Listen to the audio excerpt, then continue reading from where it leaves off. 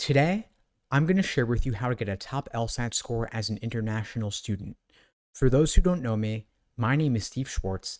I've been teaching the LSAT since 2005, and I personally increased my own LSAT score from a 152 to a 175. So I have an email here from a student who writes, "Hey Steve, I'm a 24-year-old student from Korea, finishing my undergrad in the US.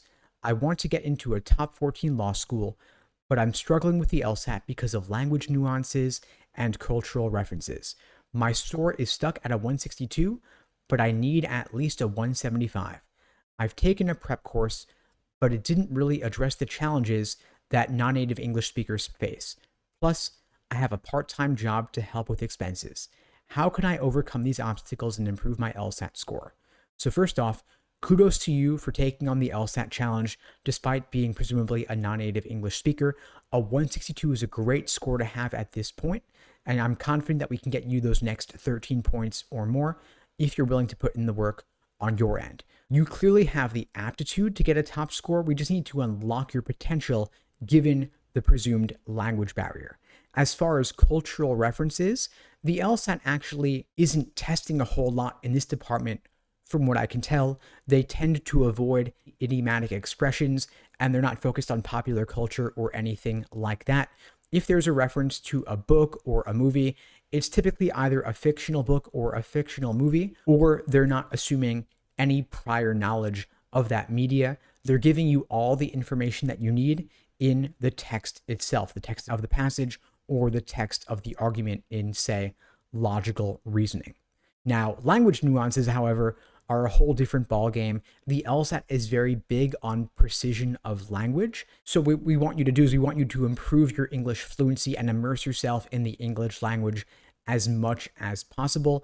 Try to avoid any media in your native language and instead stick with English as much as possible just to improve your overall baseline fluency. I've helped many non-native English speakers over the years with these challenges. It is possible to overcome them and achieve a top LSAT score. I recommend that you avoid general lists of difficult vocabulary words, but instead stick with words you're actually encountering on the LSAT that give you trouble. Keep a running list of them. For the typical test taker, I'm not going to recommend flashcards, but in your case, as a non-native speaker, I do think it could be helpful to focus specifically on difficult vocabulary words that show up on the LSAT in particular, and work through as many of the actual official reading comp passages as you possibly can. There are roughly 400 real official passages. No reason to go beyond them to outside material unless you're taking the LSAT over a very long period of time and you're taking it 6 months from now or a year from now. If you're taking it in less than 6 months, prioritize the 400 actual official reading comp passages. Now, it's possible that general prep courses out there aren't going to cater to your needs in particular as an international student, as a non-native English speaker, and so I might recommend instead pursuing one-on-one coaching to better meet your needs and personalized for your situation in particular. The fact that you're working part-time, I don't see that as being a major obstacle to your LSAT prep. Assuming it's maximum 20 hours per week, that still leaves you plenty of time to study for the LSAT on average 3, 4, maybe even 5 hours per day on average. And doing that over just a month or two could get you a significant score improvement to help you achieve that 175 plus on the LSAT whenever you're taking it. If you'd like my help, again, check out the links below to find out more and book a call with me and my team. We'd be glad to help you out. And in the meantime, I'll wish you all the best and take care.